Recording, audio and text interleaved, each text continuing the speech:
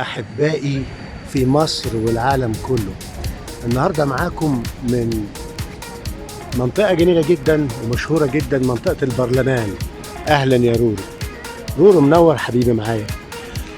هنا بنشوف من هنا بعيد البرلمان، بس قبل ما نخش على البرلمان بنخش على تمثال أو مجموعة تماثيل بيعتبروا يعني تذكار لبناء جمهورية النمسا.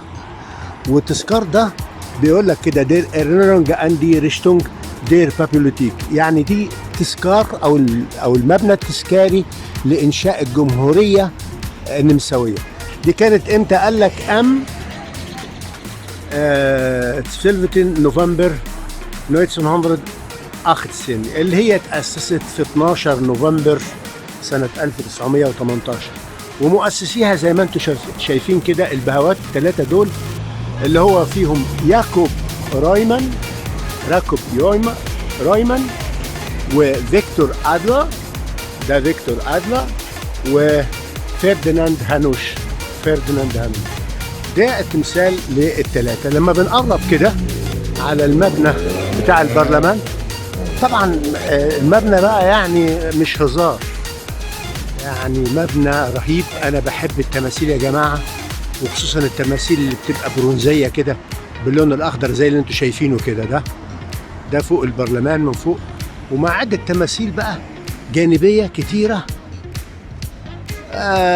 عايزة بقى قراية وعايزة شرح كتير قوي. بنقرب. طبعا احنا سنة 2024 دلوقتي، الشمس طالعة في الصيف، يعني في شهور الصيف.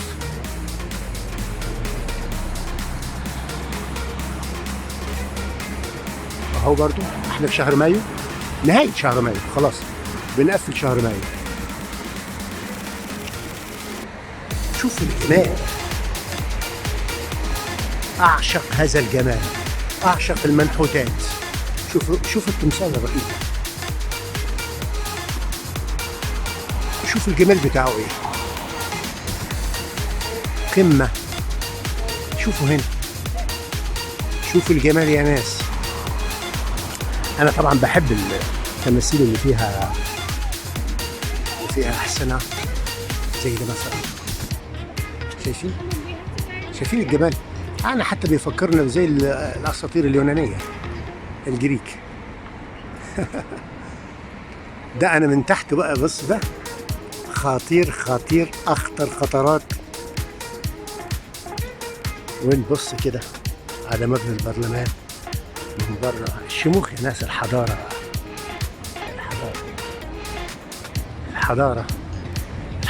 الحديثة والحضارة القديمة. احنا كفراعنة عندنا الحضارة القديمة، لكن الناس قدرت تكتسب من الحضارة القديمة وتعمل حضارات تانية حديثة. لغاية الآن بيحافظوا على الحاجات ديت. على فكرة ما حدش بيجي هنا ويعبد ولا يبخر. ادي علم النمسا الجميل بيرفرف، رود فايسروت.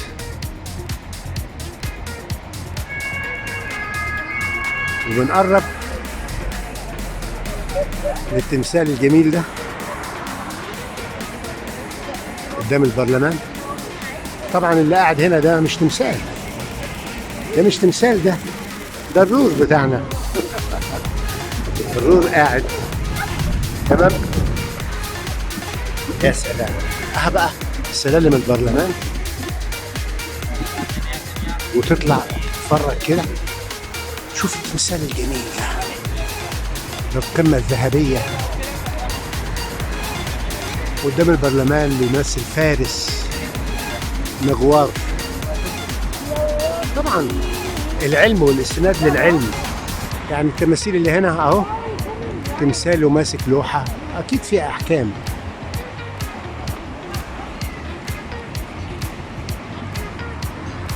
نعم. ما انا صورت ده، بس انا هروح له. روح اقف هناك كده يا رونو.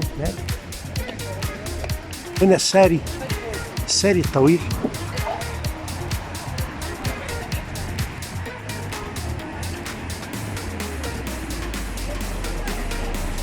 الرور طلع قاعد جنب الساري. الساري ده على فكرة حديد، بس معمول عالي أوي، عالي أوي أوي أوي لغاية ما بيوصل للسما. جميل يا رورو. لما بقرب أنا على شوية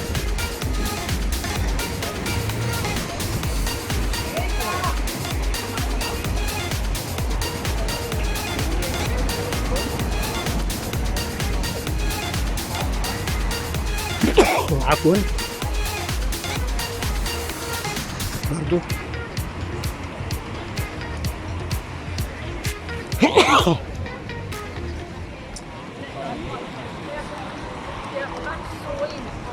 في نافورة طبعا. في ناس بتحب ترمي فلوس في المية وتتمنى أمنيات ويجي عادل إمام يلمها بعد كده.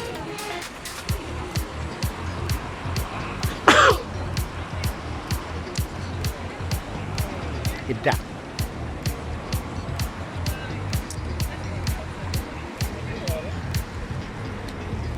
إبداع فعلا.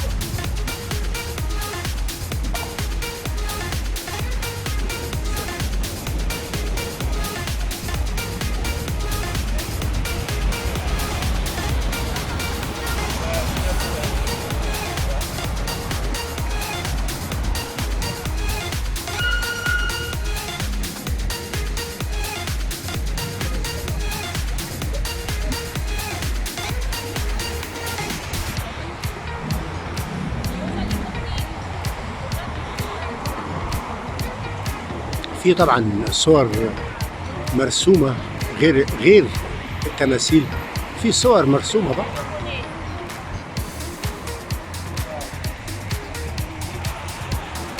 الصور ألوانها زيتية وجميلة، حاجات اتعملت باتقان حقيقة يعني.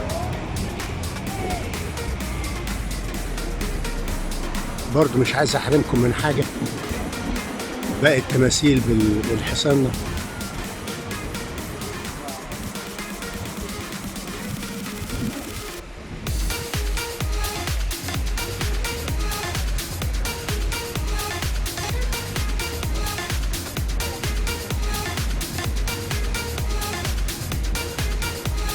الساري في منه سارين، دي ساري تاني كمان اللي هو اتكلمنا وريتكم الاولاني، قلت لكم الحديد وطالع السما اللي هو ده الاولاني، وده التاني.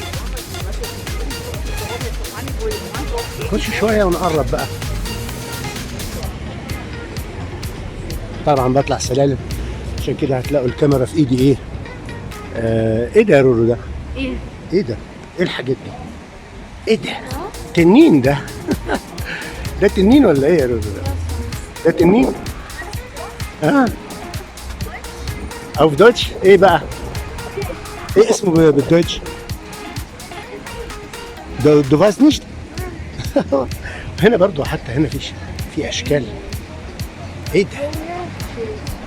مش شلت ده ايه ده؟ يعني حديد متقفل. بصوا كده منظر يعني صراحة ابداع. انا بلف حواليه يا جماعة، حتى القهوة الحصان جبته لكم من ورا، وادي التمثال الذهبي اللي وريناه لكم. يعني نعم حبيبي، دقيقة واحدة ماشي، دقيقة واحدة.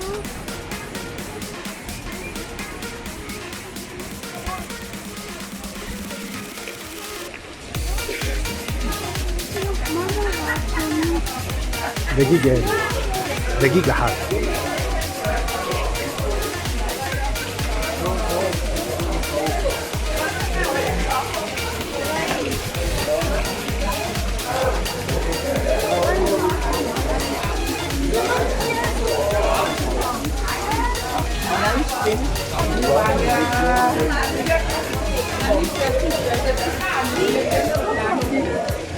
حاضر حاضر حاضر، دي واحدة بس عشان الحاجات دي ما قربتش عليها.